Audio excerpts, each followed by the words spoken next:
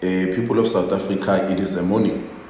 Angazi ukuthi beseniyibonile le interview yaka General Phahlani lapho khona bekase Power FM. So check out that interview nala kuma TikTok yavela yaka General Phahlani. Lapho khona akhuluma ngo General Nhlanhla Mkhwanazi, akhuluma nanga that media briefing ayenze ngo July. You know that there were a lot of people who were saying General Nhlanhla Mkhwanazi bekungamelanga ayenze that media briefing. That was not a way to go about things. But it is in that interview lapho khona General Phahlani akhuluma ukuthi no, the issues that were raised in that media briefing, it was not the first time General Nhlanhla Mkhwanazi akhuluma. You would remember ukuthi General Nhlanhla Mkhwanazi went to parliament and raised the very same issues, but nothing was done. Why and a committee, nothing was done. The issues was raised, even nano minister wake, nothing was done.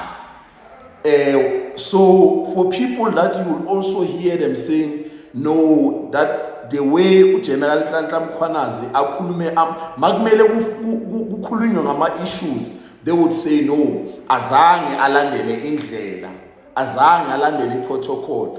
Those who are concerned about that, the interviewer General Phahlani answers that it was not the first time. Even Naguma interview before that media briefing, he has been speaking about those issues, even Nagu media.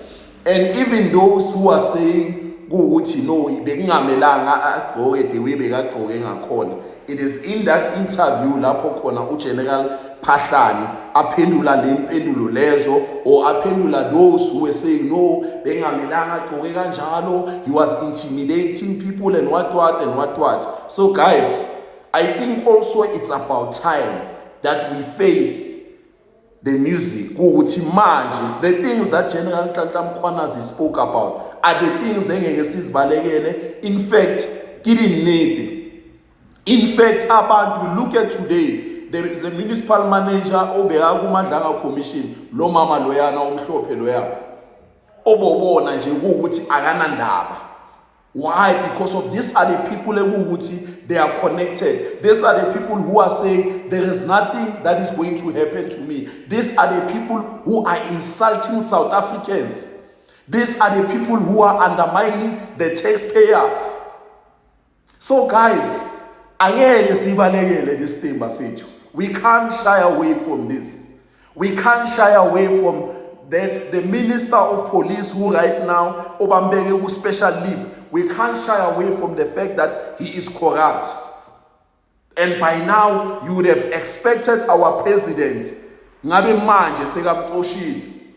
So we can't shy away from the fact that even the ones ekuthi balokubeza bakhuluma ngo General Nhlanhla Mkhwanazi bakhuluma manga, you can't shy away from the fact that lezinto lezo amanga ipropaganda nje and engeke isebenze because of General Nhlanhla Mkhwanazi yena makakhuluma unama evidence.